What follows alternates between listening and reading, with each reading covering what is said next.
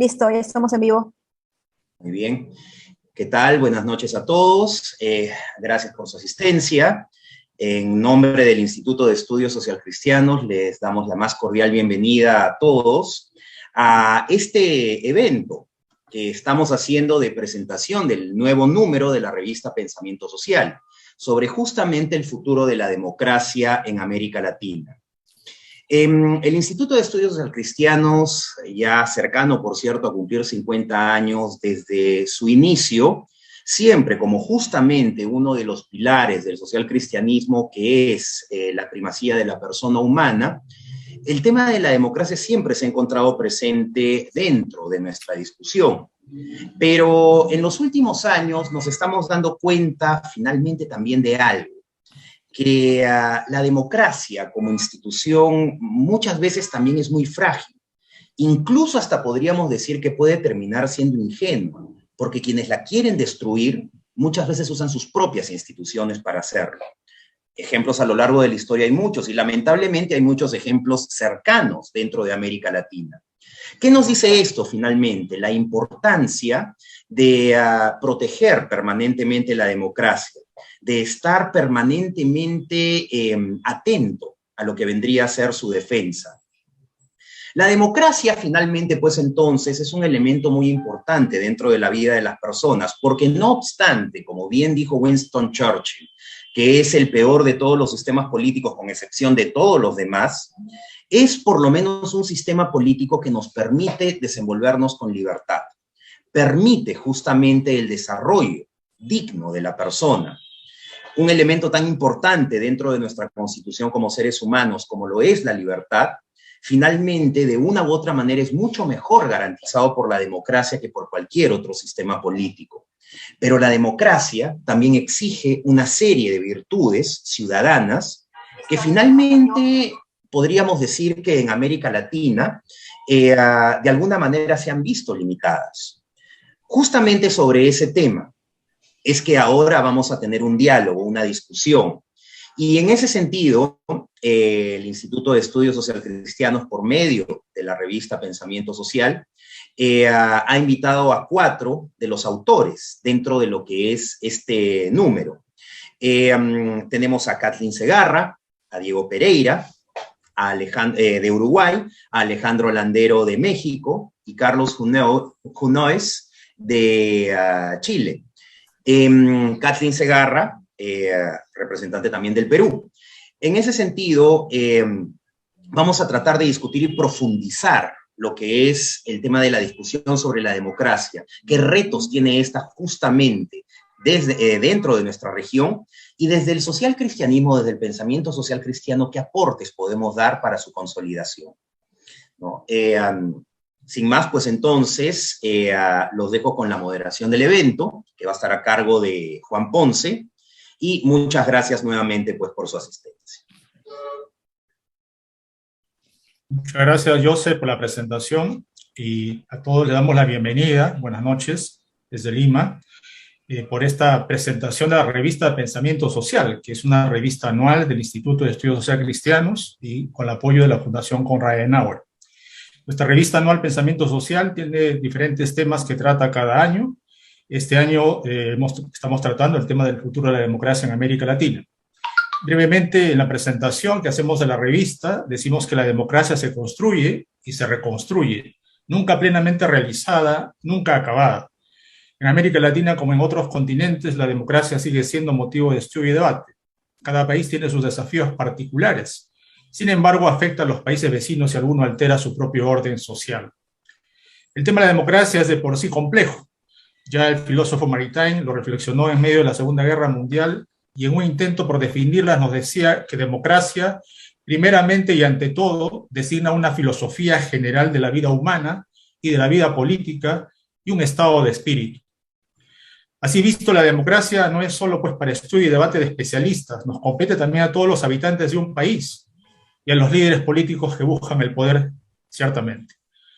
Porque aún no hemos logrado realizarla completamente, por ello nos preocupa su porvenir. ¿Queremos saber el futuro de la democracia en América Latina? No somos de ninguna manera profetas, como lo entendía el filósofo Hegel, cuando presentó una disertación sobre el futuro de la democracia con el mismo tema. Pero sí podemos analizarla, reflexionar y ver algunas consecuencias reales de lo que sucede en nuestro continente latinoamericano. Por estos motivos, el Consejo Editorial de la revista Pensamiento Social decidió para el presente año 2021 tratar el tema de la democracia en América Latina.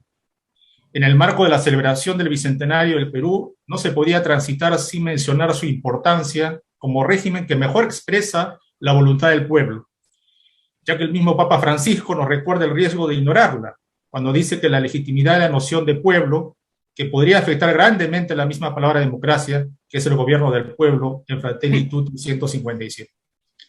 Para la presente edición invitamos a varios especialistas de las ciencias humanas y sociales, tanto del país como de América Latina, para que nos ayudaran ciertamente en analizar, reflexionar y esclarecer el tema de la democracia. Así que el experto nos envió sus colaboraciones y tenemos ahora la oportunidad de presentarlos. En la sección dossier expresamos nuestra gratitud a Francisco Belaúnde Matosian, quien en grosso modo nos habla del contexto internacional del estado de la democracia. Asimismo va nuestra gratitud a Ramón Guillermo Abeleo desde Venezuela, Marcelo Recico de Argentina, Alejandro Landero de México, que esta noche nos acompaña, Rosana Mancini de Brasil, Carlos Unios de Chile, que también nos acompaña esta noche, Diego Pereira de Uruguay, Keiten Segarra de Perú, que también están con nosotros, Mauricio Ceballos de Perú. Y la fina cortesía de Sebastián Grundenberg, quien gentilmente nos envió su artículo como director del Programa Regional de Partidos Políticos y Democracia en América Latina con sede en Montevideo. Luego, en la revista tenemos los temas complementarios, nuestro agradecimiento a Jorge Benedetti de Argentina por su mirada eclesial de la globalización y a Guillermo Sandoval de Chile por su didáctica explicación sobre la Asamblea Eclesial de América Latina y el Caribe. En nuestra revista también tenemos una sección de documentos, donde recopilamos documentos importantes del Vaticano y, digamos, con la voz del Papa Francisco, hemos recogido documentos relevantes que no solamente interesan al ámbito eclesial, sino también para ponderar escritos pontificios de relevancia mundial. En el anexo concluimos con 2 pronunciamientos del Foro Social Cristiano sobre el restablecimiento de las relaciones diplomáticas con el gobierno dictatorial de la República Bolivariana de Venezuela y otra por la democracia, la libertad y la vida en el último contexto electoral del Perú. Finalmente, mi agradecimiento a Armando Borda Herrada, quien nos ha acompañado en esta preparación de la revista que cada año lo hacemos, y nuestra gratitud a la Fundación Konrad Adenauer, ciertamente por hacer posible esta publicación anual y por su gran sensibilidad para promover el pensamiento social cristiano. Dicho esto, vamos a pasar inmediatamente a la exposición por 15 minutos de cada uno de nuestros colaboradores que esta noche nos acompañan. Primero quiero presentar a Alejandro Landero. Él es máster en estudios políticos aplicados y doctor de Gobierno y Administración Pública por la Universidad Complutense de Madrid, licenciado en Filosofía por la Universidad Panamericana, el Pontificio Instituto Juan Pablo II, para estudios sobre matrimonio y familia. Cuenta con una especialidad en Derecho Constitucional y Ciencia Política. Actualmente imparte las materias de Familia y Sociedad, Ética y Liderazgo en la Universidad Anáhuac de México. Ciertamente las presentaciones a veces no hacen justicia de la calidad académica y del recorrido de experiencia de nuestros expertos. Y con las disculpas del caso, por el tiempo, vamos a darle la palabra a Alejandro por 15 minutos. Bienvenido, Alejandro, estás con nosotros. Bienvenido. Hola, pues muy buenas noches. Gracias, qué gusto estar en este evento del Instituto de Estudios Social Cristianos de Perú, con grandes amigos y hermanos de Latinoamérica. Bueno, pues yo quisiera presentarles brevemente algunas pinceladas de este artículo que me han pedido y que pues es un honor para mí colaborar en esta prestigiada revista. Primeramente quisiera comentarles algunas consideraciones históricas sobre la democracia en México. México tuvo un largo recorrido para llegar a la democracia. Tuvimos este régimen que, como ustedes saben, Vargas Llosa lo llamó la dictadura perfecta, un partido hegemónico que durante 71 años gobernó de manera ininterrumpida en México, lo cual pues marca un hito en la historia del mundo, y era un régimen pues de simulación, donde había elecciones, pero realmente eran elecciones donde no había una competencia justa ni una verdadera democracia. Había una serie de elementos de control de medios de comunicación, de control de la prensa, de persecución de candidatos de oposición, etcétera. Entonces México en 1977 va a tener una primera reforma electoral, el sistema ya estaba siendo muy presionado, una primera reforma para lograr incluir a minorías a través de un principio de representación, porque como todo lo ganaba el PRI siempre, pues entonces incluyó una cláusula de representación a estos partidos minoritarios. Pero tardó, eso fue una reforma además muy tímida, muy pequeña, y va a ser realmente hasta el año de 1990, cuando hay una reforma electoral ahora sí sustantiva, donde el Instituto Electoral en México va ahora sí ser un instituto autónomo. En ese entonces, Instituto Federal Electoral, ahora se llama Instituto Nacional Electoral, un instituto que luego ha habido algunas reformas posteriores, pero que es una de las instituciones pues más valoradas ahora, y eso fue en 1990, le tocará organizar su primera elección en el 91, y en 1997 este partido hegemónico, el PRI, pierde la mayoría, pues ya la mayoría absoluta en la Cámara de Diputados, y luego en el año 2000 va a perder la presidencia de la República, ¿no? Después de estos 71 años de poder. Luego vendrán 12 años, 2 periodos de gobierno del Partido de Acción Nacional. Gobernará durante 2 sexenios, aquí se gobierna por 6 años, ya hay elección intermedia cada 3 años de diputados. Y luego vendrá nuevamente a regresar el PRI, estará solo 6 años, y en 2018 pues se da otra fecha histórica en términos de que la izquierda por primera vez gana o se le reconoce el triunfo electoral con Andrés Manuel López Obrador. Ha sido pues un largo recorrido, y ahora pues ha habido elecciones en 2021 intermedias. En estas elecciones recientes, el partido de Andrés Manuel López Obrador tuvo resultados ambivalentes. Por un lado, extendió su fuerza territorial, ganando estados de la República, incluso en la parte del norte del país, que generalmente no es muy afín a sus políticas. Bueno, ganó posiciones importantes. Sin embargo, en la Cámara de Diputados tuvo un retroceso, asimismo en la Ciudad de México. Entonces, fíjense, les decía que en 1990 fue esta reforma electoral importante, y en 91 fue la primera elección que organizó este Instituto Electoral. Entonces, de 91 a 2021 han pasado 30 años, donde el país pues ha tenido ya elecciones, digamos, donde se ha logrado pues respetar el voto. Nuestro instituto es un instituto reconocido internacionalmente. Les voy a contar una anécdota. Cuando después de la invasión de Irak y cuando la ONU quería organizar unas primeras elecciones democráticas en Irak, pues preguntó a quién traemos a organizar, ¿no?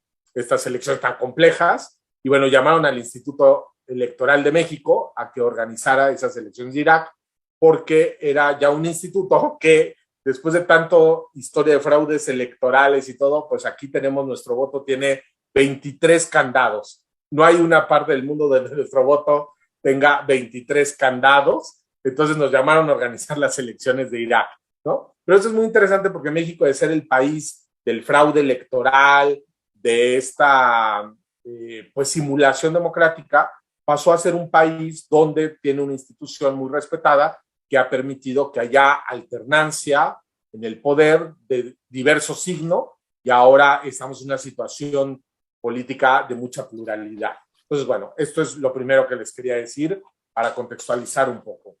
Sin embargo, a pesar de que tenemos elecciones democráticas, libres, competitivas, todavía hay vicios, que podemos hablar de ello, pero podemos decir que hay, en general, de elecciones democráticas, libres, competitivas, hay un profundo malestar de los ciudadanos, en el sentido de que no hay una afinidad realmente con el sistema democrático. Lo podemos ver pues en indicadores como el Latinobarómetro, donde México, el apoyo a la democracia se ubica en un 43% frente, por ejemplo, al promedio del 49% en América Latina. Entonces estamos por debajo del promedio, aunque últimamente subió. Y también la participación, por ejemplo, en elecciones intermedias en los últimos años ha sido de menos del 50%. Y pues uno ve los indicadores del Latinobarómetro y no ve una especial afecto de los mexicanos por el régimen democrático, cuando por otro lado se luchó durante tantas décadas para llegar a él y se ha hecho un andamiaje tan complejo electoral para llegar a él. ¿Cuáles serían, desde mi punto de vista, algunas de esas causas de ese malestar en la democracia? Bueno, me parece que una es que sobrecargaron a veces las expectativas de la democracia. Se creyó que llegando a la democracia el país iba a superar la pobreza, iba inmediatamente a detonarse el desarrollo, y creo que hay que entender que la democracia pues es un sistema para competencia electoral, para generar libertades democráticas, pero se necesitan otros componentes para generar el desarrollo, no solo la democracia. Entonces creo que se sobrecargaron las expectativas y se siguen sobrecargando. Luego también, lógicamente, por los grandes niveles de marginación, de pobreza que hay en nuestro país, que ha aumentado ahora bajo el gobierno de López Obrador, no solo por la pandemia, sino ya desde el primer año hay una recesión. Y, por ejemplo, un dato, en México tenemos un consejo de evaluación de la política social muy potente, que hace investigaciones muy interesantes, y solo el 23.5% de los mexicanos no viven en condición de pobreza ni son vulnerables, porque hay esta doble categoría, ¿no? La pobreza y la no vulnerabilidad. Entonces, solo 23.5%. Redondeando, podemos decir que solo 8 de cada 10 mexicanos, 8 de cada 10 están en situación o de pobreza o de vulnerabilidad. Y todo esto genera, lógicamente, un resentimiento. Otro elemento de este malestar, pues, es la gran corrupción, los abusos por parte de las élites políticas y económicas que hay en nuestros países. También instituciones débiles. Nuestra política sigue siendo una política muy carismática, muy personalista, aunque el régimen presidencial no es un régimen hiperpresidencialista, pero sí, pues hay un régimen bastante personalista en sí de la política, con lo cual las instituciones pues no son valoradas como deberían de ser. También la falta de liderazgos plenamente democráticos. Los nuevos partidos que se han fundado pues no han traído una verdadera renovación, y también pues una opinión pública con poca cultura cívica, ¿no?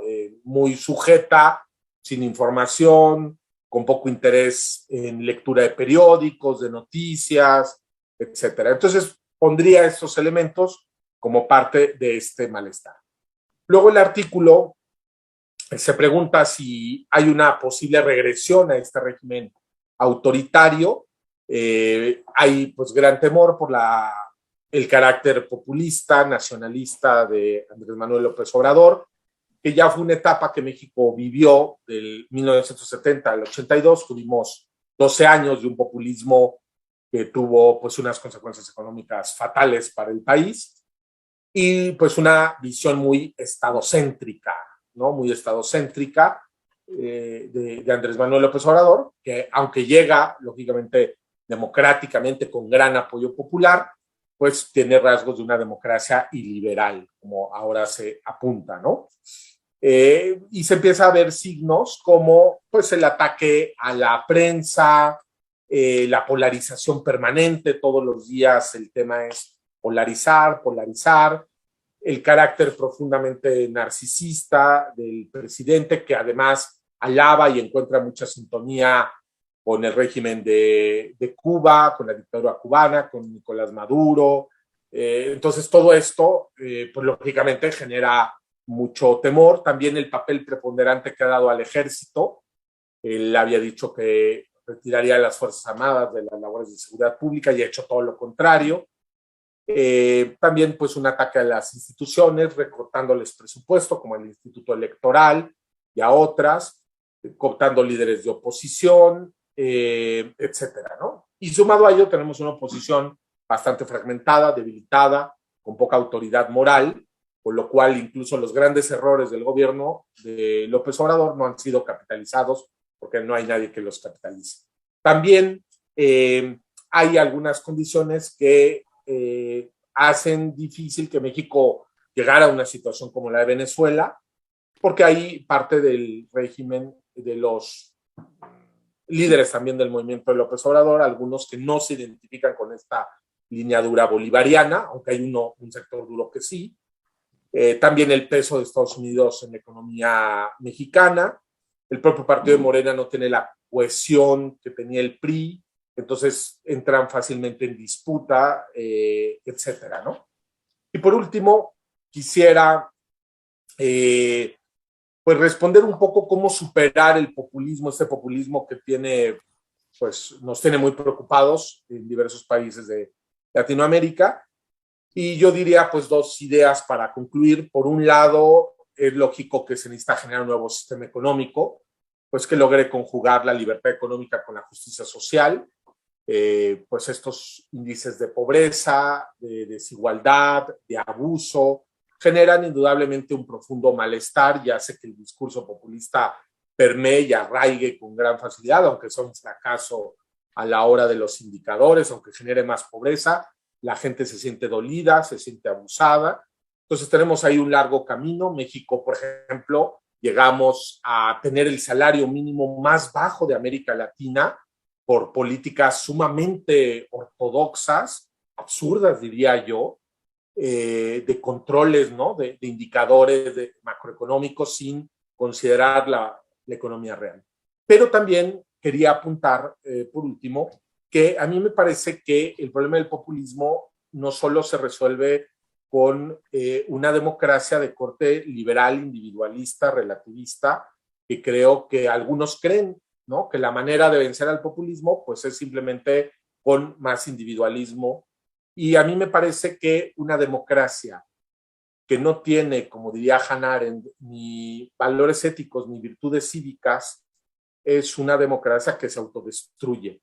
Y me parece que también uno de los signos de por qué el populismo ha emergido, sea de izquierda o de derecha, es porque la democracia individualista, relativista, no representa, no habla a la gente de las cosas reales, es una democracia procedimental, vacía, que no conecta con las aspiraciones reales. Entonces creo, y esto no lo encuentras en muchos análisis, que el problema no solo es el populismo, sino desde mi punto de vista es también una democracia que se ha relativizado, individualizado y que es incapaz de generar bien común y es incapaz de generar virtudes cívicas.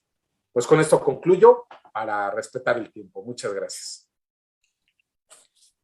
Muchas gracias, Alejandro, por tu exposición y animamos a nuestros digamos, presentes que esta noche nos acompañan a leer la revista y ya estaremos anunciando, lo encontraremos en el portal de la Fundación Konrad del Instituto de Estudios Cristianos.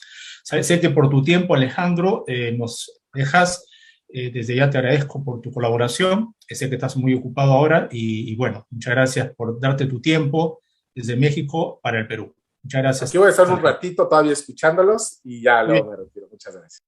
Muy bien, Alejandro, gracias.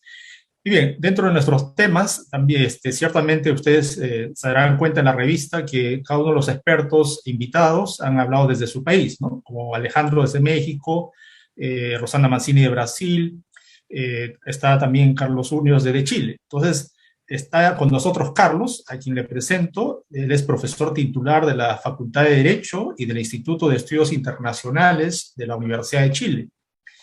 Director general del Instituto de Sondeo de Opinión en el Centro de Estudios de la Realidad Contemporánea. Fue profesor asistente del Departamento de Ciencias Políticas de la Pontificia Universidad Católica de Chile, así como profesor en diferentes universidades. Tiene un Master of Arts de la Universidad de Essex y fue embajador en Alemania durante el gobierno del presidente Patricio Aylwin. Vas a disculparnos, Carlos, no decimos todo el currículo que tienes, pero te agradezco de todo corazón que estés con nosotros esta noche y adelante por 15 minutos para expresar tu artículo de la revista. Muchas gracias por la invitación a participar en esta revista y en este conversatorio. Me parece muy interesante y un tema de la importancia, como se ha indicado acá. A mí me pidieron hacer un diagnóstico, una presentación del estado de la democracia en Chile, y eso es lo que yo he hecho, tratado de mostrar en el artículo, ¿no es cierto?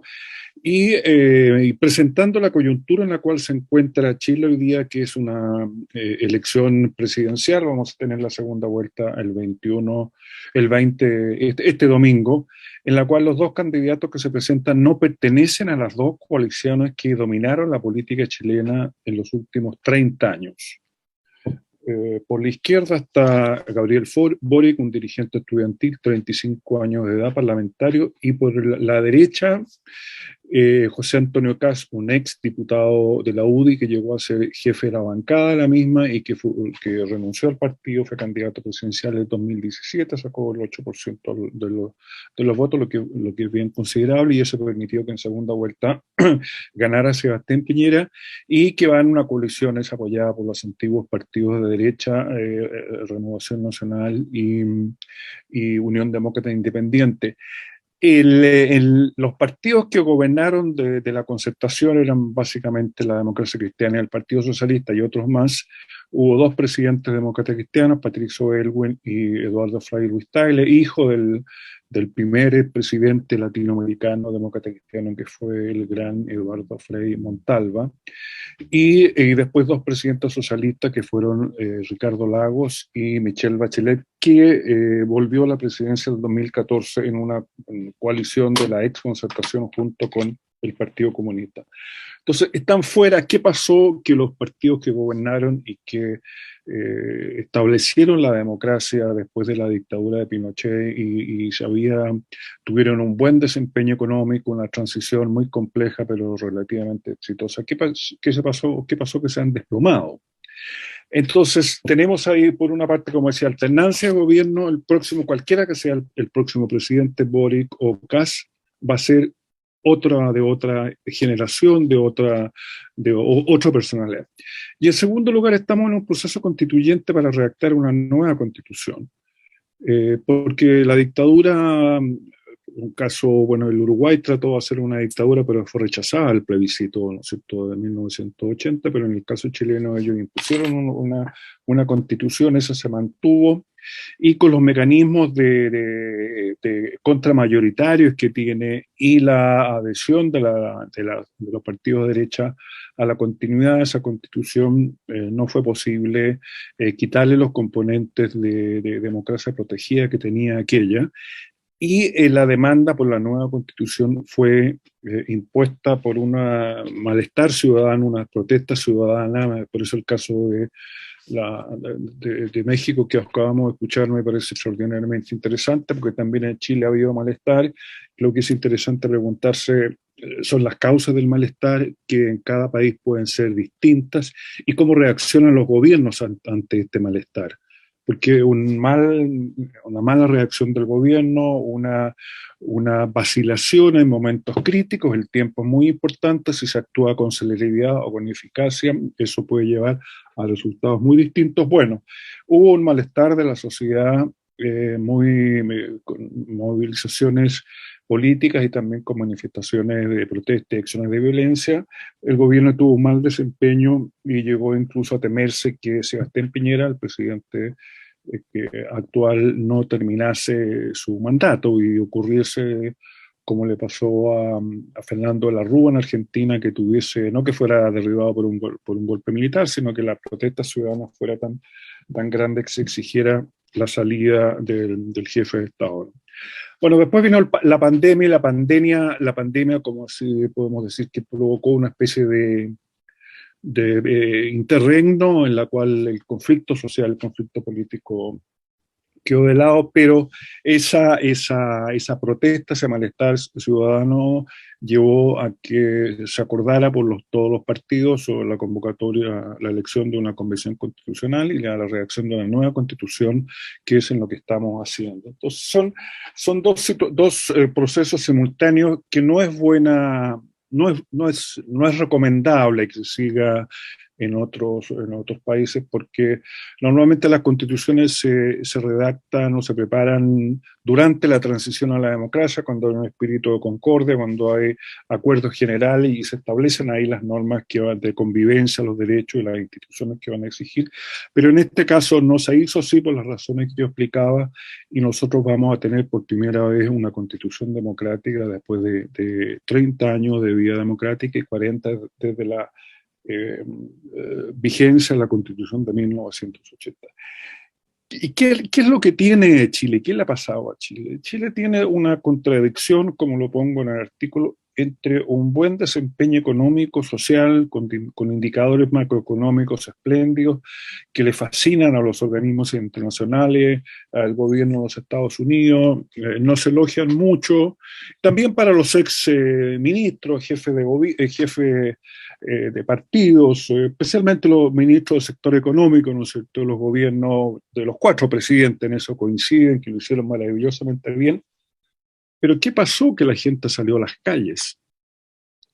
Fue una protesta no solamente contra el presidente Piñera y el gobierno, sino que también contra transformaciones importantes estructurales como la privatización del sistema de pensiones, los problemas de la salud, los costos de la educación y la mala educación de la educación, etcétera, etcétera. Y enseguida eso se da en un contexto de debilitamiento de los partidos. Y eso es un tema para Chile bien delicado porque nuestra historia republicana está atravesada o ha sido posible por la existencia de partidos bien organizados desde el siglo XIX. Y los actuales sistemas de partidos, podemos decir que también tiene un origen antiguo. La democracia cristiana fue fundada, el principal partido, en 1938, el Partido Socialista en 1933, el Partido Comunista también es antiguo, el año 21, 22, y los partidos de derecha, teníamos una tradición de partidos de derecha que colapsó el año 65, y después surgieron 2 nuevos partidos, pero esos partidos surgieron durante la dictadura, con el apoyo de la dictadura, en el contexto de la dictadura y la transición democrática, que no les hizo posible, ya me voy a referir al problema de la derecha, que hubiesen partidos de derecha relativamente estables. Por lo tanto, tenemos una contradicción entre el buen desempeño, buenas políticas económicas y sociales de disminución de la pobreza, y un desarrollo político que ha sido no positivo, sino que incluso podemos decir un debilitamiento del desarrollo político. Yo voy a dar solamente el indicador más evidente y más dramático, sobre el cual los gobiernos y los partidos no tomaron medidas para detenerlo, fue la caída de la participación electoral. Desde el 2013, de la primera vuelta, los presidentes son elegidos en Chile de 1990 en segunda vuelta, los presidentes Elwin y Frey fueron elegidos en primera vuelta. Se ha producido una caída de la participación electoral. Y como lo explico la caída en el artículo, esa caída se produce por un problema institucional, porque para ser ciudadano hay que estar inscrito en los registros electorales, y los jóvenes ya con la inauguración de la democracia no se interesaron en inscribirse en los registros electorales, y los gobiernos y los partidos no se preocuparon de estimular a que los jóvenes fueran a los registros electorales.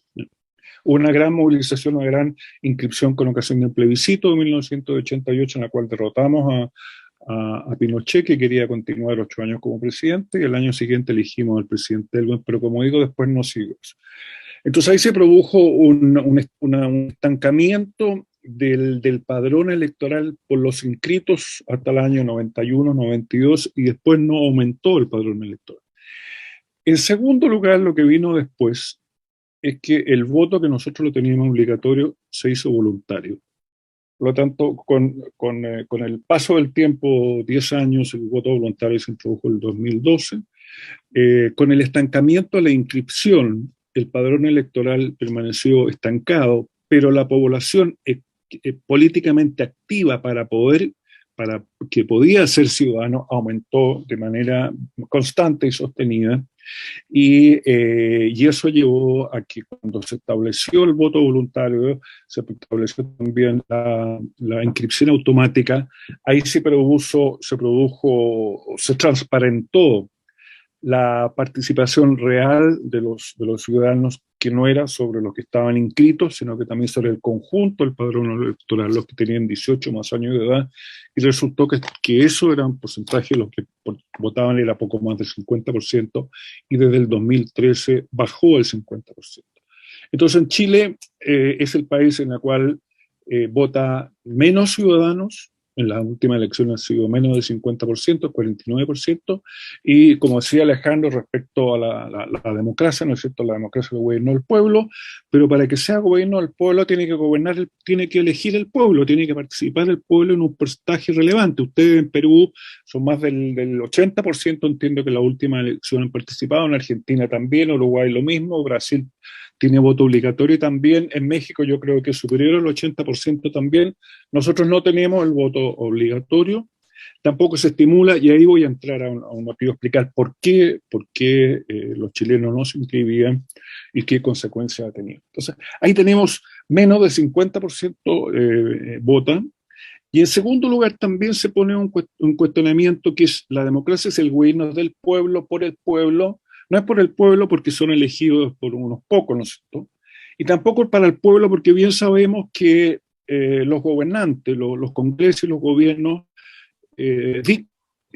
definen sus programas y desarrollan las políticas en función de los votantes, en función de los sectores que están integrados al sistema político que votan, y no consideran a los que no participan, ¿ya? Entonces ahí tenemos una tensión latente entre una agenda pública que está dirigida a un sector de la población, a la mitad de la población, y está el otro sector que está fuera del sistema político, no está considerado, pero que también reclama y que exige demandas para resolver estas necesidades.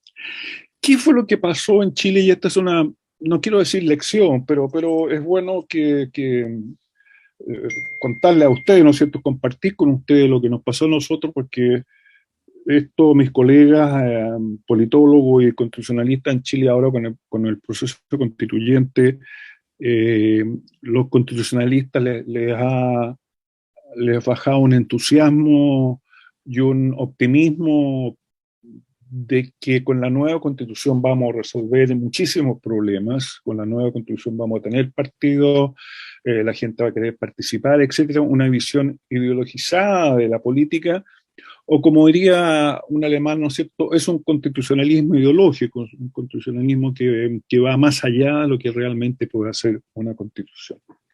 Entonces, ¿qué pasó con nosotros? Lo que pasó con nosotros es que los gobiernos democráticos o los partidos, primero, no se preocuparon de los partidos. En segundo lugar, los programas tuvieron una orientación tecnocrática muy marcada. Hay una tensión entre la tecnocracia y la política. Todos los gobiernos tienen ámbitos en los cuales los técnicos tienen que jugar un papel relevante. ¿Cierto? Ahí están los bancos centrales, hay ministros de Hacienda que tienen que decir, mire, se puede gastar hasta donde llegan nuestros ingresos, pero más allá no podemos gastar, etcétera. Hay un conjunto, el Ministerio de Salud, para qué decir, las medidas tienen que ser muy técnicas, pero la política tiene que tener una vigencia, tiene que tener una presencia, y la política no es solamente racional, a diferencia de lo que piensa la tecnocracia. Y el discurso de la tecnocracia es un discurso de cifra, de porcentaje, de millones de dólares de inversión, de indicadores del Fondo Monetario, etcétera, y enseguida muchísimo protagonismo de los agentes privados. Y en Chile lo que pasó con la política económica, que fue, como decía, positiva, pero que no generó bienes políticos, porque el supuesto que tenían los gobiernos era que el mejoramiento económico iba a producir bienes políticos. Eso no ocurrió porque tenemos desigualdades tremendas, y la desigualdad no se mide, la que tenemos en Chile no se mide con el coeficiente Gini, ¿no es cierto?, que el Gini mide en deciles, 10%. Es bien sabido que la desigualdades no se da entre el 10% y el 90%, sino que se da entre el 1% y el 99%, o aún más, entre el 0,1% son los que concentran gran parte del ingreso nacional. El 1%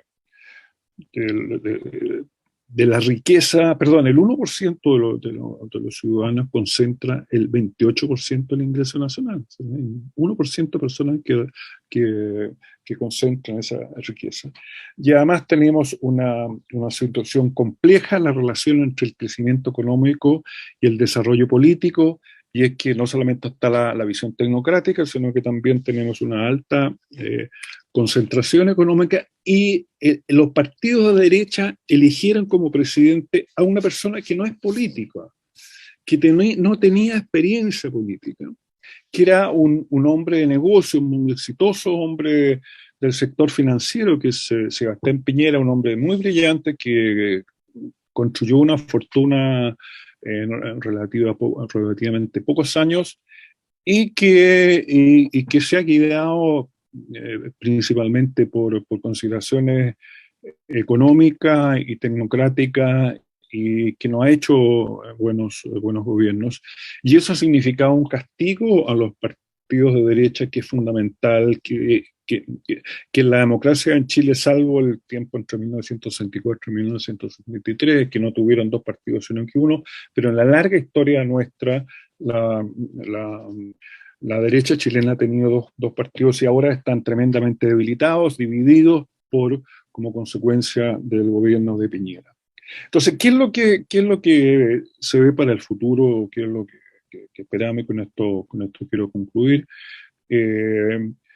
Hay el retroceso democrático, los problemas que tenemos no solamente de baja participación, sino que debilitamiento de los partidos y fragmentación de los partidos. En la última elección del 19 de noviembre pasado, 21 de noviembre, hay 21 partidos con representación parlamentaria, 21, tenemos 155 legisladores. Ningún partido tiene más del 15%, por lo tanto no hay un partido fuerte que pueda ser como el pivote que dirija la formación de mayoría o llegar a acuerdo, y por lo tanto el presidente que va a ser elegido no va a tener mayoría en el Congreso, lo que no es novedad en Chile porque nunca lo tuvieron los presidentes, pero ahora va a tener minoría con un sistema muy fragmentado. Entonces eso va a ser difícil la gobernabilidad con el próximo gobierno, y enseguida la convención constituyente es complicada porque al mismo tiempo han surgido nuevas demandas que se agregan a la Constitución, que son también de amplios alcances políticos y culturales también, como es la demanda paritaria que surgió durante las protestas del 2019, que plantea tensiones también porque la paridad de género, no sé, en mi opinión, ¿no es cierto? Eso no tengo una opinión disidente a lo que es por así decir, el mainstream de lo que se dice, que una ley una constitución puede fabricar la igualdad de género. Yo creo que eso no es posible. Y en segundo lugar, la integración o el reconocimiento de los pueblos históricos, que eso es una necesidad de hacerlo, y ahí se va a tener que avanzar hacia un gobierno plurinacional con diversos pueblos, en los cuales el más importante es el mapuche, ¿no? Entonces, esos dos desafíos van a tensionar, van a poner demandas, como decía Alejandro, al sistema político, y que van a ser difícil, pero al mismo tiempo ofrecen una oportunidad que se pueda hacer transformaciones que hasta el momento no ha sido posible hacer por distintos motivos. No tengo el caso de explicarlo, algo lo explico yo en la ponencia, ¿no es cierto?, que en su oportunidad debieron haberse hecho reformas del sistema económico impuesto por la dictadura, que es un sistema económico muy de orientación neoliberal, que corresponde a un sistema económico de mercado único, como dice Lindsay Stepan, los grandes autores Juan Lindsay y Alfred Stepan. Esos cambios no se hicieron y que ahora se van a tener que hacer. Y si gana Boric, este joven va a poder convocar a a políticos y a técnicos, la ex Concertación está también con el Partido Comunista, tenía enfrentado con eso, y si gana Kast, bueno, él también va a tener que hacer reformas importantes, aunque no está muy convencido de ellas, ¿no es cierto? Vamos a tener una situación más compleja con Kast en términos de orden público que con Boric. Boric va a tener otros problemas, pero al menos en eso es lo que yo quería adelantarles ahora, y eso es. Muy bien. Muchas gracias, doctor Carlos Muñoz. Realmente muy interesante la reflexión desde la realidad de Chile, que actualmente está con un gran desafío en los temas actuales, ¿no? De coyuntura también, política. Dentro de la revista también nosotros, Pensamiento Social, invitamos a algunos jóvenes escritores, justamente una de ellas nos acompaña hoy, porque también la temática es específica, no solamente el análisis de cada uno de los países que hemos podido recoger, sino también algunos temas que son importantes en la vida democrática. Caitlin Segarra Delgado está con nosotros, le damos la bienvenida a ella, justamente el tema que desarrolló es la democracia ambiental. Ella es abogada y consultora ambiental, especialista en políticas públicas por la Fundación Konrad Adenauer, oficina de Montevideo, especialidad en cambio climático por el Banco Mundial, estudios de maestría en Derecho Constitucional y Derechos Humanos por la Universidad Nacional Mayor de San Marcos, docente en problemática ambiental en la Universidad Católica de Trujillo, Benedicto XVI, y representante del Perú en el evento internacional La Economía de Francisco, organizada por el Papa Francisco, ex evaluadora ambiental en el Ministerio de la Producción.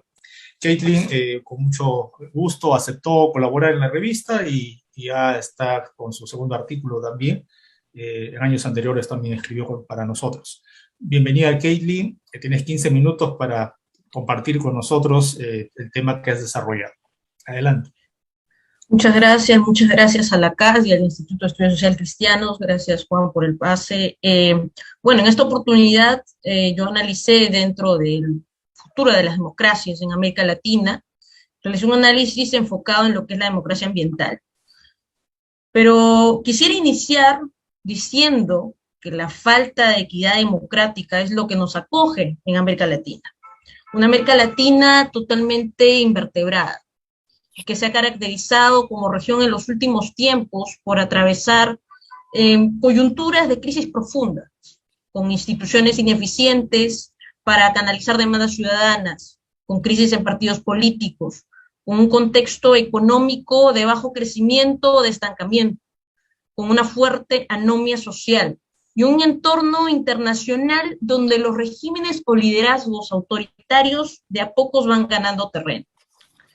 Son las democracias latinoamericanas las que afrontan este desafío con la aparición de actores y fuerzas políticas emergentes, desleales completamente con el modelo democrático y que buscan cambiarlas a través de sistemas de corte autoritario, personalista, o con poderes legislativos y judiciales sin autonomía y ser controlados por el gobierno. También que presenta espacios cada vez más reducidos para la libertad de expresión y para la oposición. El COVID-19, en medio de este escenario global, consiguió legitimar pseudodictaduras, acentuando las desestabilizaciones económicas, políticas, sociales, ambientales, y visibilizar problemas estructurales de larga data. Aunado esto a la aparición de actores políticos con liderazgos que apuestan más allá de la confrontación, un rechazo y repudio a lo que ellos denominan el viejo régimen, utilizándolo como bandera para cambiar el sistema político a través de reformas que no tienen ningún tipo de asidero jurídico ni político, creando marcos constitucionales o marcos legales que se centralice el poder, pero que al mismo tiempo deslegitima a aquellos partidos que aparecen como una alternativa democrática dentro del sistema. Estas tendencias políticas de a pocos van tomando mayor relevancia, y es que me estoy refiriendo a ese populismo y el famoso antivoto. Claro está, bajo modelos caudillistas y autoritarios. Basta poner como ejemplo en Brasil, Bolsonaro ganó por el antivoto, antilulista del anti-PT, o López Obrador en México, quien califica tanto al PRI como al PAN como una mafia de poder. Si miramos hacia nosotros, Chile y Perú está inmerso en una polarización, bajo disputas que han originado fragmentar nuestra república, agudizar las desigualdades, así como instrumentalizar principios y enfoques como el de interculturalidad, la vulnerabilidad, la sostenibilidad ambiental, la licencia social y el pluralismo, vaciándolos de su real y auténtico contenido, olvidándonos en medio de esta fatiga democrática que toda política pública, todo centro de la democracia es la dignidad de la persona humana y que el fin de todo Estado es la concreción del bien común. El Santo Padre ha criticado el auge del populismo en Latinoamérica, sustentado en un paternalismo pseudopolítico, derivando en criterios que convierten a las personas en deudoras de una ideología y olvidándonos en plantear políticas centradas en la fraternidad. Él nos reta a mantener vivas las realidades democráticas, de tal manera que nosotros podamos realizar a través de un camino de diálogo inclusivo, constructivo, pacífico y respetuoso entre todos los miembros de la sociedad. El Papa Francisco también ha reflejado a través de Fratelli Tutti esa invocación para cada uno de nosotros como miembros de la sociedad civil, de no cambiar el contenido de la democracia, derrumbándonos al bien común y desdeñando todo formalismo y fortaleciendo el sentido de la representatividad hacia un proyecto común. El Papa Francisco no solamente son las encíclicas y los discursos, sino también aquellos planteamientos que logra concretizar en la realidad. Si podemos colocar de ejemplos, podríamos hablar acerca del proceso de escucha en la Asamblea Eclesial, donde se habló desde una visión pastoral acerca del fortalecimiento de las democracias y el problema ecológico, con la finalidad de hacer sociedades más equitativas, justas e inclusivas. Y si queremos mencionar otro procedimiento donde se visibiliza esta participación activa y donde nos invita a los jóvenes a reescribir la historia, es este movimiento Economía de Francisco, donde nos invita a colocar la fraternidad como una manera de reforma tanto de la economía como de todos los sistemas sociales. Cabe cuestionarnos entonces si existe algún tipo de nexo entre democracia y ambiente, y es que acaso el tiempo ecológico y el tiempo político son dispares. ¿Es posible plantear una democracia ambiental que integre sin caer en eufemismos y en populismos? Si hablamos de democracia ambiental es hablar de participación activa, de una participación efectiva, de tomar decisiones sobre la gestión de recursos naturales y sobre los ecosistemas. Hablamos de un acceso a la información, de un acceso a la participación y a la justicia ambiental. Y es que sin estos derechos esenciales se reprime el intercambio de información entre el gobierno y el público, y no se pueden cuestionar ni remediar las decisiones que perjudiquen a las comunidades y el medio ambiente. Esto se puede lograr con una base política y jurídica firme. Es el punto de partida para reconocer, proteger y aplicar la democracia ambiental. Si hablamos de democracia ambiental, tendríamos que mirar en retrospectiva a la Declaración de Río de 1992. A través de la Cumbre de la Tierra fue una discusión y un debate que no solo se centró en el contenido económico, sino en la necesidad de esta participación democrática de todos los pueblos referido a los beneficios en la obtención de los recursos naturales. Es el principio 10 el responsable de esta parte, de estimular esta práctica democrática, bien entendida en el sentido de enriquecer discusiones y debates, y de desarrollar en la población un razonamiento público político en la toma de decisiones.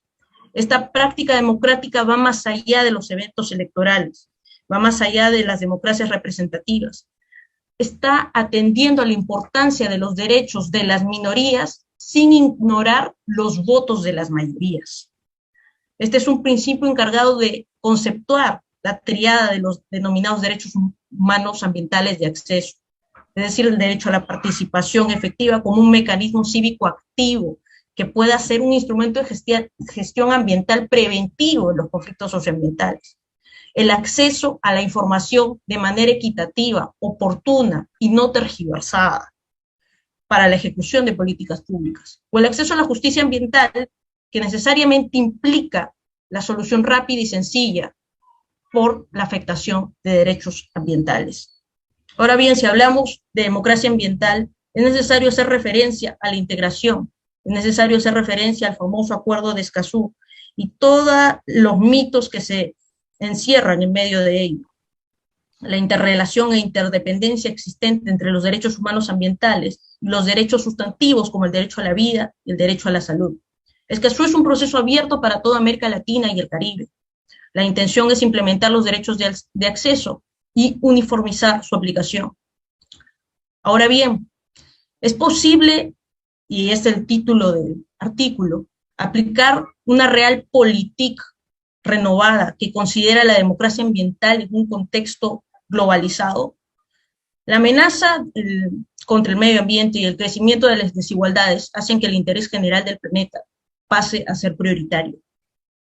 En nuestro contexto nacional, y ya lo hemos visto, va increciendo, tenemos un alto índice de conflictividad socioambiental ocasionada por desinformación o falta de información previa y oportuna.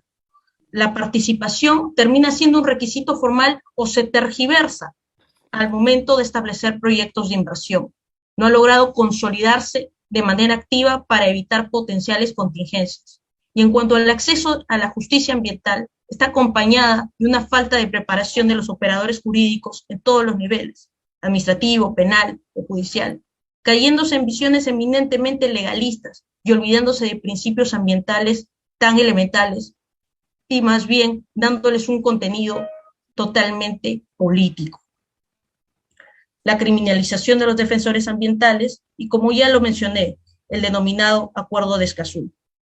Los desafíos de la democracia ambiental consisten en comprender que los derechos de acceso son derechos humanos y responden a un marco jurídico de derecho internacional y de derecho constitucional, previsible en todo Estado de Derecho, pero que al mismo tiempo incentiva realizar iniciativas legales, políticas, diagnósticos y prácticas que permitan actualizarlo de manera progresiva y gradual. En consecuencia, para facilitar la concreción de estos derechos de acceso, debemos reconocer que sirven para fortalecer la democracia. Ahora bien, sobre si el Acuerdo de Escazú debe ratificarse o no, pues existen dos caminos. Se puede ratificar, por un lado, y que el país realice los ajustes normativos necesarios en su implementación. Es el Estado el encargado de realizar esta implementación. Y lo otro es visibilizar la necesidad de ratificar el acuerdo con los mecanismos de participación que tenemos. Para que la democracia ambiental, y con esto voy concluyendo, se convierta en una realpolitik dentro del contexto peruano, necesita actualizar e implementar marcos jurídicos donde la gobernabilidad y el ejercicio de los derechos humanos ambientales tomen un giro diferente, no unidireccional, sino todo lo contrario, de carácter horizontal. En esta línea hablamos justamente de incorporar la gobernanza bien entendida en la toma de decisiones, asociando actores gubernamentales y sociales como condición necesaria para dirigir la sociedad. Nuestra realidad, a pesar del entramado legal, resulta insuficiente por no incidir y construir un camino sin tergiversar el concepto de gobernanza. En palabras del especialista en Derecho Ambiental Internacional Michel Preux, un verdadero derecho ambiental es un derecho que no permite un bajo nivel de implementación y le corresponde a los estados y a la sociedad civil bien informada exigir esta implementación. Este es el reto para garantizar la democracia ambiental desde una ética ecológica, gestionando los mecanismos para gobernar colaborativamente con la sociedad civil y comprendiendo que el deterioro del planeta y el respeto de sus límites es nuestra real política para afrontarlo asertivamente, cuidando la casa común, poniendo en el centro la fraternidad y sin dejar a nadie atrás. Muchas gracias. Muchas gracias, Caitlin. Muy interesante la reflexión desde la perspectiva ambiental y muy actual ciertamente, ¿no? Y muy necesario en nuestros países de América Latina. Muy bien, entre los jóvenes también que invitamos para la revista está con nosotros Diego Pereira desde Uruguay. Él es docente de filosofía y maestrando en teología latinoamericana en la UCA de El Salvador, editor en Ariel, revista de originales de filosofía, evaluador en la revista Praxis Filosófica de Colombia, miembro de Amerindia Uruguay y miembro de la red CREA, Cómplices Pedagógicos para América Latina, y miembro del proyecto Filósofos de la Vida, ¿no?, en Medellín, Colombia, y miembro de la comunidad Bremen Marcelo Barros de Brasil. También escritor en Religión Digital España y Amerindia en la red. Diego Pereira nos ha hecho meditar desde la filosofía, ciertamente, con un interesante artículo y además con un título provocador. Es justamente sobre el tema "No se amolden a la democracia presente". Diego, ¿por qué no nos vamos a amoldar a la democracia presente? ¿No? Muy bien, te doy 15 minutos para que nos ayudes a reflexionar. Bien, buenas noches, Juan, buenas noches a todos. La verdad que me siento muy honrado después de escuchar a Alejandro, a Carlos y a Caitlin, principalmente porque soy muy nuevo en esto de la reflexión sobre la política, pero sin duda que cada vez es más necesario.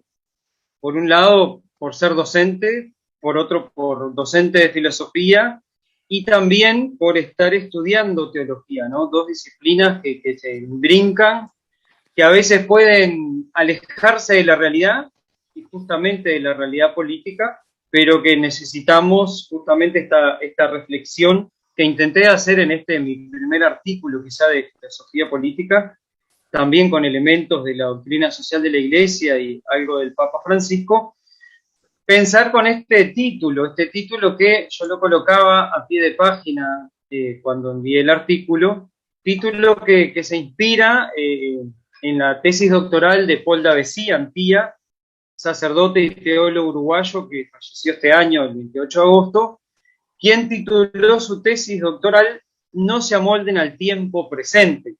Yo me inspiro en el título de él y llamo a mi artículo "No se amolden a la democracia presente". Y después ya el título podría darnos a pensar mucho, ¿no? Porque todos tenemos una cierta idea de lo que es la democracia, hasta el alumno de secundaria. Yo trabajo en la secundaria. Todos tenemos una idea de lo que es la democracia, pero ¿qué idea tenemos de democracia para luego poderla ver reflejada en la realidad, ¿no? Y en esto yo soy muy existencialista, entre que las ideas tengan una conexión directa con la realidad, para lograr esa coherencia vital que necesitamos para poder pensar el mundo y luego, de alguna manera, transformarlo acorde a las necesidades. Entonces, nuestras ideas de democracia, cuando nosotros vemos la realidad tan excelentemente descrita por los ponentes anteriores, sobre todo por Caitlin, ¿no?, con ese espíritu profético que Juan al principio decía, no somos profetas, pero si nos metemos la camiseta de ser cristianos, tenemos un compromiso de denuncia profética frente a la realidad, de la cual, un poco siguiendo las enseñanzas del Papa, de la doctrina de la Iglesia, tenemos el compromiso de dar a entender de lo que entendemos o seguimos estudiando sobre lo que es la democracia, no es lo que estamos viviendo hoy en nuestros países, en nuestra Latinoamérica en su conjunto. Por eso, algo que también creo que lo decía Carlos, ¿no?, luego de cierta estabilización de la pandemia, a causa de la pandemia del COVID-19, vuelven a reaparecer en varios países latinoamericanos los reclamos y denuncias de tantas situaciones injustas que siguen atravesando nuestros pueblos. La crisis es tal que el ambiente más general habla de que estamos en un punto de la historia que pareciera ser el comienzo del fin, y acá no quiero ser... No quiero poner una catástrofe, pero en el fondo no es solo la crisis económica y política, sino también la crisis social y ecológica, como bien traía Caitlin, donde hay una total despreocupación por parte de muchos ciudadanos, de gran parte de la sociedad, que no está interesada, que no está mirando la crisis que estamos atravesando y que no tiene interés en lo político. Los eventos que se suceden a lo largo y ancho del planeta nos dicen que cada vez muestra más sus heridas, pero las está mostrando y mucha gente no las ve. En esto tiene una responsabilidad fundamental las decisiones que toman los líderes políticos mundiales y los pactos que se arriesgan a realizar entre países. Solo pensar en la COP26 y las decisiones tomadas ¿Tenemos esperanza de salvar el planeta? Bueno, yo quiero creer de que sí, soy un hombre de fe y apuesto a que siempre hay tiempo de cambiar, pero las decisiones tomadas por los líderes mundiales no van en camino a salvar nuestro planeta, que es salvar al ser humano. Si bien casi la totalidad de los gobiernos latinoamericanos dicen ser democráticos, o sus elecciones planteadas a grosso modo son democráticas, existe dentro y entre ellos aspectos que los contradicen y que a muchos nos habla de algo lejano a la democracia. Incluso podemos coincidir, y Kathleen lo decía muy ciertamente, también Alejandro, hay aspectos desde personalismos o aspectos de los grupos políticos que están en el poder con ciertas características fascistas, ¿sí? Los gobiernos que han asumido en los últimos años, en varios países, no solo están lejos de una democracia representativa, sino que en algunos casos se han convertido en la representación de la vuelta de regímenes de carácter totalitario. Miremos Brasil con Bolsonaro, miremos El Salvador con Bukele. El golpe de Estado llevado a cabo en Bolivia en el 2019, ¿no?, en el medio del comienzo de la pandemia por Yanine Áñez, pasando por la dura represión llevada a cabo en el mismo año en Chile por Sebastián Piñera, el gobierno de Sebastián Piñera, hasta el actual gobierno de Brasil con Bolsonaro, nos demuestran aspectos que confirman esta intuición de estos gobiernos que apuntan o se presentan como democráticos, pero que muestran rasgos de totalitarismo y abusos de poder. Alguien o muchas personas pueden estar en contra de esta mirada muy humilde que planteo, con cierta razón, pues cabe la pregunta acerca de que si estos gobiernos fueron elegidos democráticamente de forma eficaz, ¿por qué podemos denominarlos de esta manera? En un primer momento podríamos decir que sí, los gobiernos son que ganaron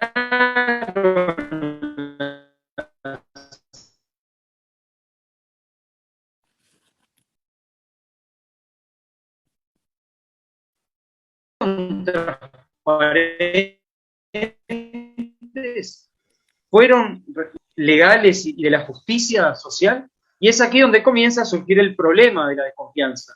Una desconfianza que a nivel general está talando desde abajo la veracidad del sistema democrático, pues no hay seguridad de un juego limpio, como tampoco hay una realidad que nos asegure que nuestros gobiernos sean de verdad el gobierno del pueblo y para el pueblo. En el caso de Uruguay, desde que asume el nuevo gobierno de derecha, que en realidad hay una coalición multicolor, varios partidos políticos que se agrupan en contra de la izquierda, desde el año pasado se aprobó en el Parlamento uruguayo la ley número 19.889, llamada Ley de Urgente Consideración, donde fue una ley aprobada en tiempo récord, en jornadas maratónicas, sin consulta al pueblo, y que tiene varias medidas concretas que va en contra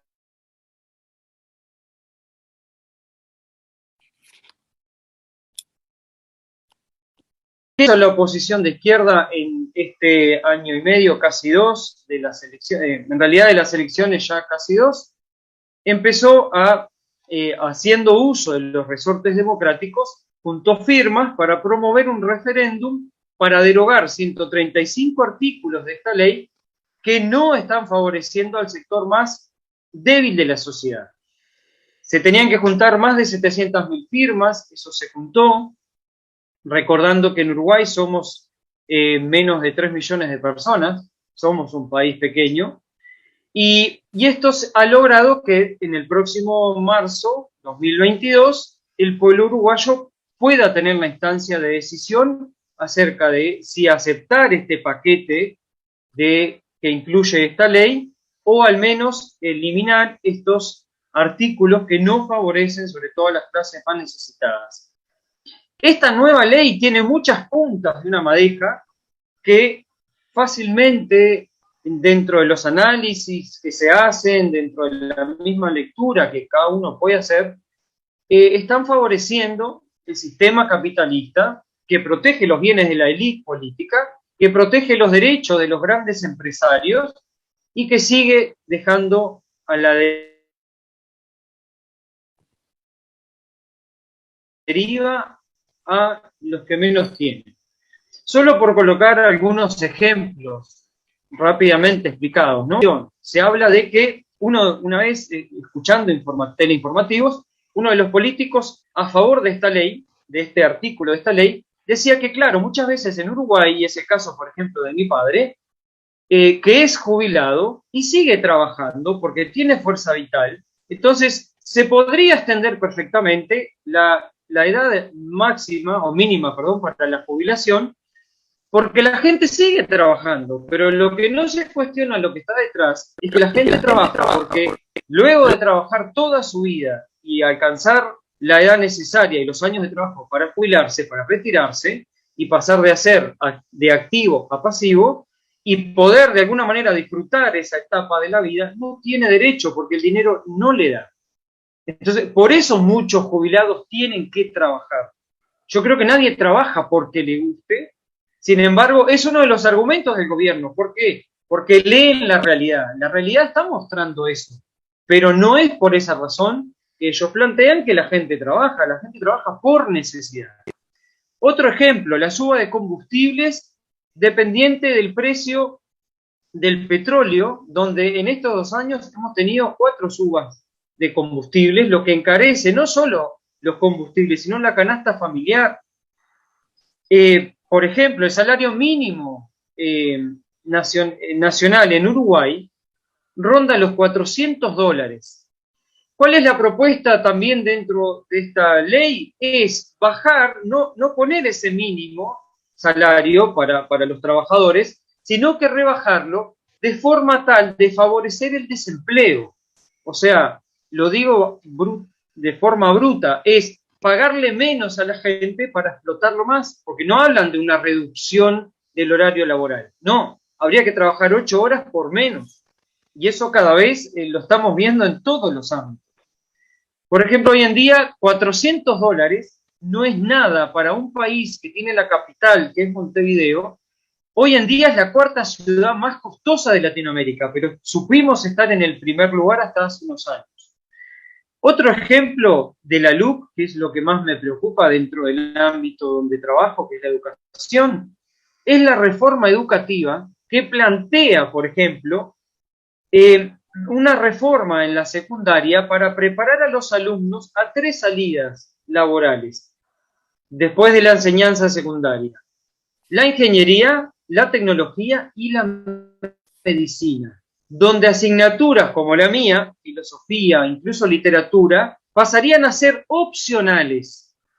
Entonces, yo me pregunto, ¿qué clase de personas queremos formar sin un pensamiento crítico bien desarrollado, sin un bagaje cultural que proporcionado, por ejemplo, por la literatura o por la historia, donde también se está planteando ahora una reforma o que el gobierno elabore libros de historia para que sean obligatorios en la enseñanza secundaria, donde se está perdiendo también cierta libertad de cátedra para la enseñanza en todos los sectores.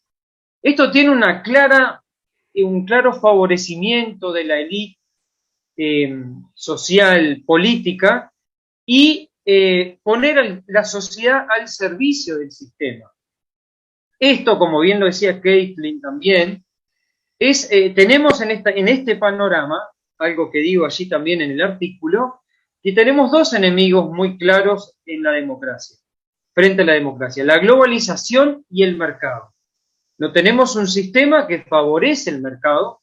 Es impresionante cómo en este tiempo de fin de año, de fiestas, pululan en las redes sociales y en la televisión las ofertas de préstamos, tarjetas de crédito, sin límites, sin límite de gastos. O sea, es impresionante cómo todo nos va llevando a que la gente consuma sin conciencia de lo que está haciendo y muchas veces metiéndose en un pozo del cual nunca va a salir a nivel económico.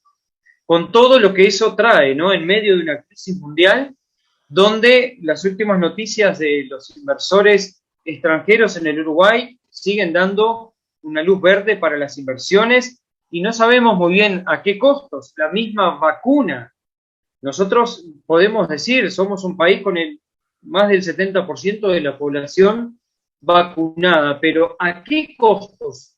Cuando nuestro gobierno decía que no teníamos fondos para eso, y como pasa muchas veces, después de 15 años de un gobierno de izquierda, que los críticos justamente también de izquierda dicen que no supieron hacer las cosas bien, porque yo considero que en todo gobierno nuevo, con personalidades de muchos años, mucho camino andado en lo político, como un Pepe Mujica, como Astori, que fue ministro de Economía, con mucha experiencia, en el medio de eso se cuelan muchos jóvenes que también no tienen la capacidad o la reflexión hecha previa para poder seguir ese camino de un cambio político. Bueno, yo creo que en los gobiernos, en el gobierno actual de derecha, debe haber mucha gente que quiera hacer las cosas bien, pero no siempre es la mayoría. Por ejemplo, José Luis Revelato, que fue un educador popular, conocido así mundialmente, pero que antes de ser educador popular fue sacerdote franciscano, que por sus ideas fue excomulgado o retirado, no recuerdo bien, creo que excomulgado no, pero sí destituido por sus ideas. Él entendía la globalización como un fenómeno de carácter omnipresente de una ofensa ideológica, social, económica y política del modelo neoliberal y la hegemonía imperial. Esto está escrito en un libro de 2008. Fíjense la actualidad que tenemos hoy, porque seguimos teniendo gobiernos que buscan mecanismos de poder que impregnan todas las dimensiones de nuestra vida, desarraigándonos incluso de nuestras culturas. Esta globalización propaga de forma violenta los ideales del neoliberalismo, que cada vez más inhiben las mismas conciencias de la población y de la sociedad y de los mismos políticos que nos gobiernan y que condicionan las posibilidades de una real democracia. Y no digo democracia ideal, digo de una real. Yo creo que a nivel conceptual tenemos que revisar qué entendemos por democracia para poder tratar de que esta democracia sea un poco más creíble. Por eso debemos repensar si las preocupaciones de los gobiernos por el derecho de acceso a Internet, por ejemplo, para todos, o incluso las políticas sociales que los promueven, es realmente provechoso para nuestros pueblos latinoamericanos, ya que son los canales más eficaces de promoción de las ideas. Internet y los medios de comunicación y redes sociales son por donde se propagan las ideas. Y yo creo que nosotros, por ejemplo, hoy en este conversatorio, en esta presentación de esta revista, que yo me quedo muy feliz y muy honrado, repito, de escuchar a gente con experiencia como los expositores, como todos los que están aquí. Yo me considero muy nuevo en este campo, pero entender que estamos en sintonía en diferentes países viviendo lo mismo y teniendo las mismas intuiciones, eso es una invitación para todos los que nos están acompañando de leer esta revista, porque me parece que cumple con algunos requisitos que yo a veces critico a la academia, y en esto, ojalá que nuestra revista, digo nuestra porque me siento parte, también sepa combatir los vicios del academicismo, los vicios del capitalismo cognitivo, porque pareciera ser una lectura muy realista de la realidad, pero con una mirada muy crítica, ¿no? Escuchar a Alejandro, a Carlos, a Caitlin, con sus aportes, a mí me parece que van a ser artículos para que leamos y podamos reflexionar, y de alguna manera yo creo que hay muchos elementos que ellos nos dan para poder decir, necesitamos rever qué entendemos por democracia. Y a mí, y ya voy cerrando, una cosa que me preocupa muchísimo es ver a muchos colegas dentro del mundo académico, dentro de la educación misma, pero en el pueblo en general, la falta de interés por la política. Hay personas que tienen estudios, que tienen carreras, pero de lo político no hablan. Lo mismo nos pasa dentro de la iglesia. Cristianos que están más preocupados por sostener una iglesia sacramentalista, descarnada de la realidad, y que no entiendo de qué manera leen al Papa Francisco o no lo leen, porque el Papa es muy concreto y acá el elemento clave que yo presentaba el año que conocí a Juan en Chile, un ensayo que escribí para la red LAPSI, justamente planteaba eso. Si el Papa está proponiendo a toda la Iglesia universal, ya voy cerrando, perdón.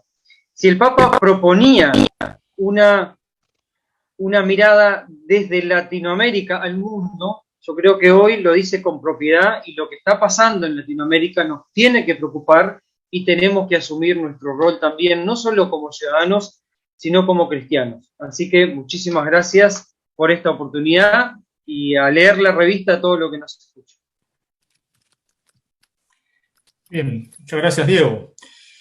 Muy bien, ya casi en este último bloque de nuestra presentación, y agradezco todavía que estén con nosotros Carlos, Joseph y quienes vamos a ir cerrando, pero antes unos minutos vamos a presentar a uno de nuestros colaboradores importantes de la revista, que es Ramón Guillermo Aveledo, que desde Venezuela, por temas también de conectividad, nos ha enviado un pequeño video de 4 minutos, así que lo escuchamos y luego pasaremos para unas últimas cierres con Carlos y Caitlin y Diego.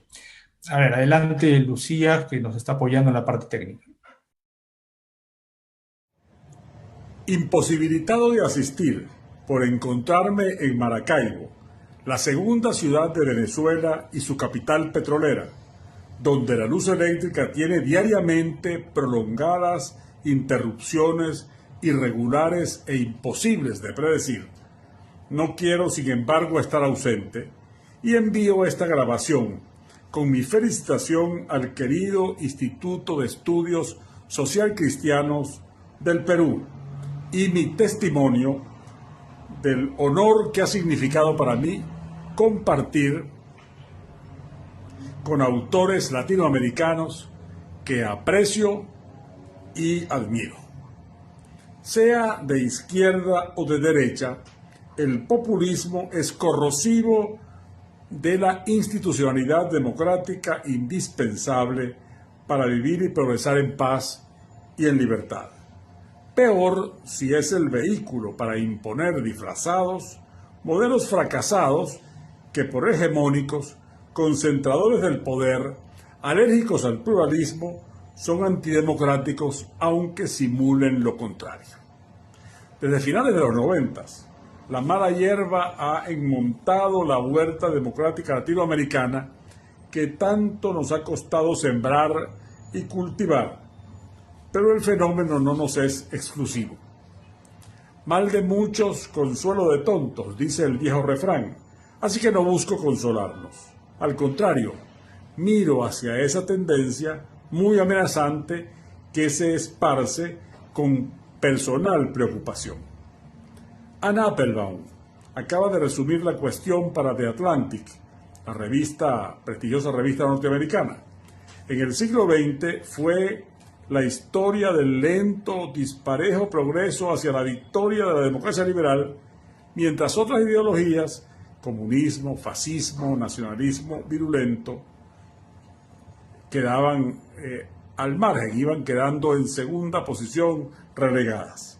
Mientras el siglo XXI es hasta ahora la historia inversa.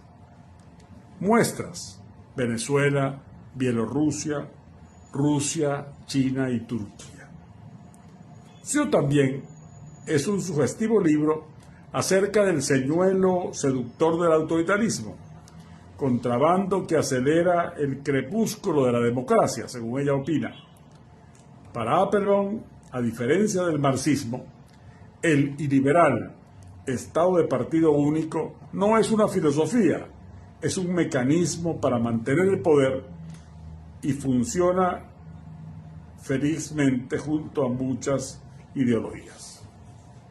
En muchas democracias avanzadas ya no hay un debate común y mucho menos una narrativa común.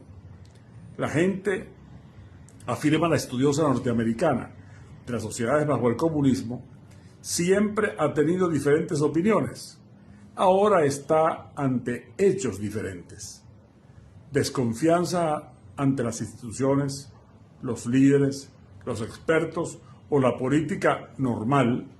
La neutralidad no es creíble en este clima donde el enfado es hábito y lo divisivo natural. En su diversidad, el debate democrático puede ser ruidoso y, sin embargo, siguiendo sus reglas, producir consensos. La crispada controversia de nuestro tiempo, en cambio, inspira en algunas personas el deseo de silenciar por la fuerza a los demás.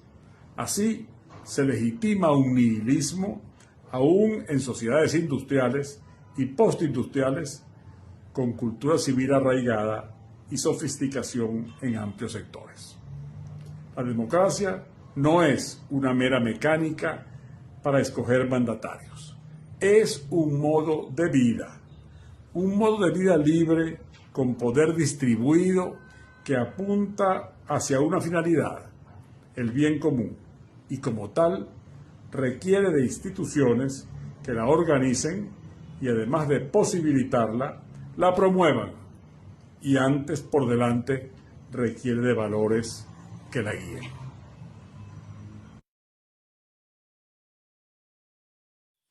Muchas gracias a Ramón Guillermo Aveledo por enviarnos esta saludo y a la vez también su contribución para la revista Pensamiento Social.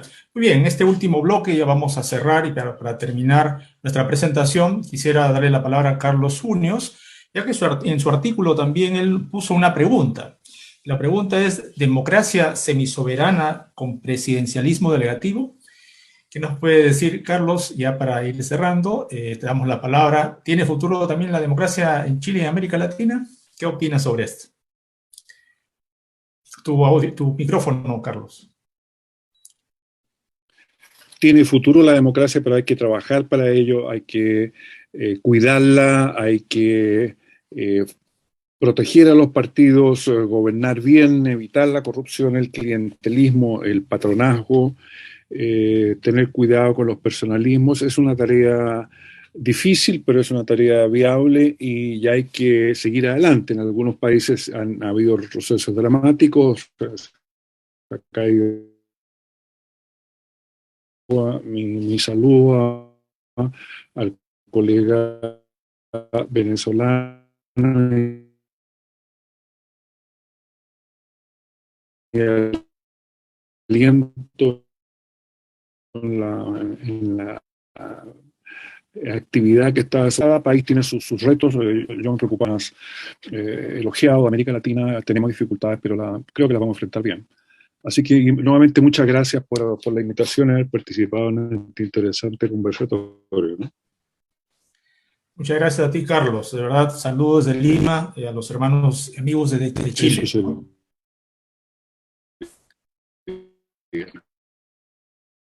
Bien. Muy bien, gracias. Creo que... Bien.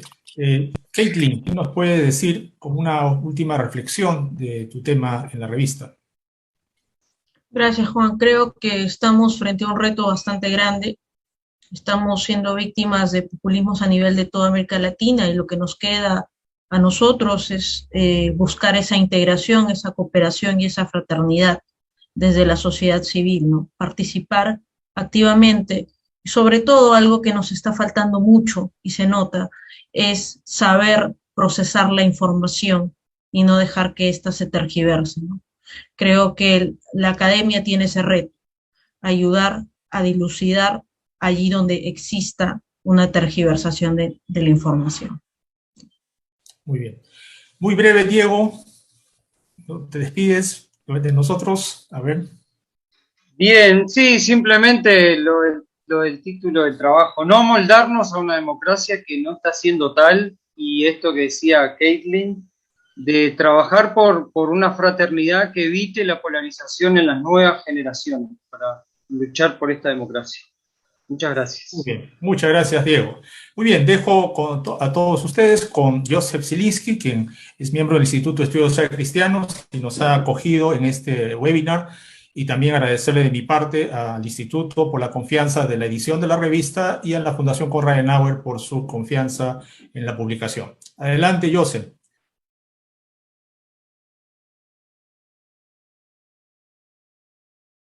Audio.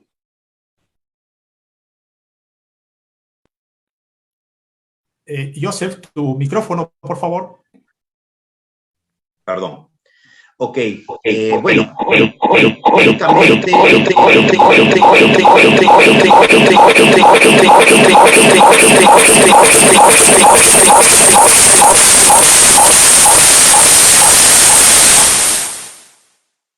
Parece que hay un problema. ¿Me escuchan ahora? ¿Bien? De acuerdo. Adelante, sí, Ya. una cuestión técnica. Sí, hubo, como suelen decir, algún duende se metió en el sistema, pero en fin. Bueno, únicamente agradecer a todos los participantes dentro del evento, a Alejandro Landero, que lamentablemente por compromisos personales tuvo que salir previamente, Carlos Uneus, a Caitlin Segarra, a Diego Pereira, y de manera especial, que lamentablemente no se ha podido conectar, a Ramón Guillermo Aveledo. Lamentablemente, justamente el daño que la democracia venezolana ha tenido en los últimos años llega a afectar condiciones tan mínimas de existencia digna como el contar con un fluido eléctrico permanente dentro de lo que vendría a ser una ciudad.